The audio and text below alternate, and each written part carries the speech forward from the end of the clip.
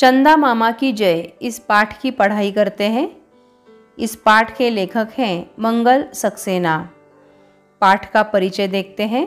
प्रस्तुत एकांकी में लेखक ने बड़ों के आदर, उनका कहना मानना, अपने से छोटों को प्यार, शांति प्रियता, बुरी आदतों का त्याग आदि की प्रेरणा दी है। यह कहानी बादलों के देश में अर्धरात्रि के समय हो रही है। इस कहानी के पात्र सुनील, अनिल, 4 बच्चे, रात रानी, नींद परी, चंदा मामा, 2 तारे, 3 पहरेदार। अब हम कहानी देखते हैं।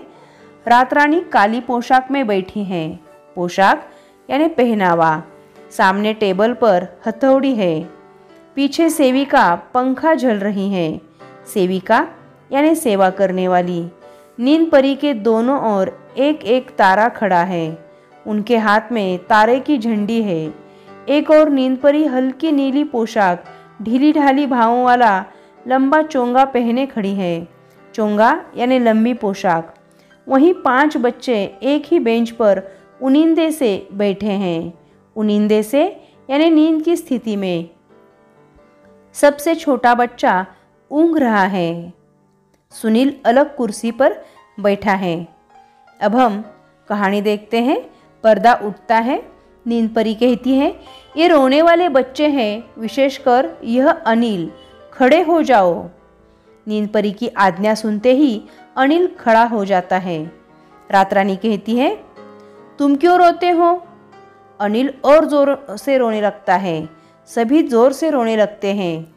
अरे चुप हो जाओ। नींद परी, इन्हें किसी तरह चुप कराओ ताकि कार्यवाही चालू की जाए। रात रानी फिर से हुक्म करती है और नींद परी को चुप करने के लिए कहती है। नींद परी कहती है, और यह सुनील, यह घर में चाय की कप, प्लेटें तोड़कर और अपनी माँ से पीटकर सोया था। पीटकर यानी मार खाकर। रात रानी कहती है, इन्हें अपराध के अनुसार दंड देंगे।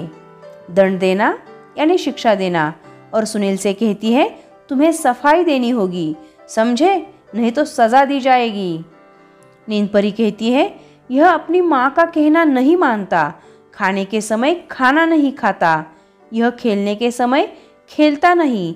पढ़ने के समय पढ़ता नहीं। कोई काम समय पर नहीं करता। सुनील की सारी शिकायतें नींद परी बता देती हैं।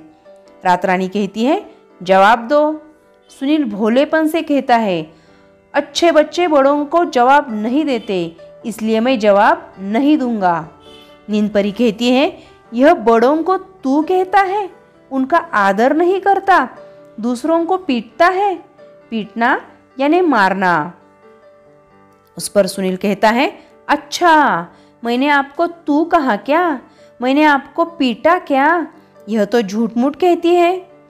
रात रानी कहती है, देखो, तुमने इन्हें कहती है कहा है, जबकि तुम्हें कहना चाहिए था कहती हैं। गुस्से से तुम बड़ों का मजाक उड़ाते हो। हम तुम्हें कड़ी से कड़ी सजा देंगे। तभी अनिल रो पड़ता है। सब बच्चे चौंक कर उधर देखते हैं और सभी गला फाड़कर रो पड़ते हैं। चौंक कर देखना, चकित होकर देखना। क्यों रोते हो? चिल्लाकर कहती है, चुप रहो वरना। रात रानी गुस्से से कांपने लगती है। वह बहुत ही गुस्सा होती है। अनिल कहता है, सुनील भैया को कड़ी सजा मत दो। और वह रोने लगता है और उसके साथ सभी बच्चे रोने लगते हैं। रात रानी कहती है, अच्छा अच्छा, कड़ी सजा नहीं देंगे, चुप तो हो जाओ। अनिल, तुम सबसे अधिक रोते हो, क्यों? अनिल कहता है, रोने से खाने को लड्डू मिलते हैं। और इस पर सब हंस पड़ते हैं। रात रानी कहती है, हम तुम्हारी माँ को कहेंगे कि रोने पर तुम्हें डांटा करे, तुम्हारी बात न माना करे। तब? अनिल कहता है, तब मैं और जोर से रोऊंगा। सुनील कहता है, रोने से हमको बताशे मिलते हैं, इसलिए हम रोते हैं। हम सब रोते हैं और रोने के बाद हमें कुछ ना कुछ मिलता है, इसलिए हम सब रोकर ही मांगते हैं। रात रानी कहती है, यह बुरी बात है, हमेशा तुम्हें रोने पर बताशे नहीं मिलेंगे। सुनील रुआसा होकर कहता है, आप क्षमा करें। रुआसा यानी रोने जैसा। मैं अब कभी कोई शैतानी नहीं करूँगा। शैतानी करना, शरारत करना, हम कभी नहीं रोएंगे।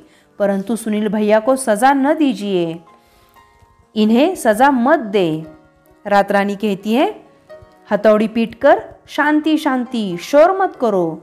इतने में चंदा मामा आते हैं। नींद परी कहती है, चंदा मामा आप? रात रानी कहती है, चंदा मामा।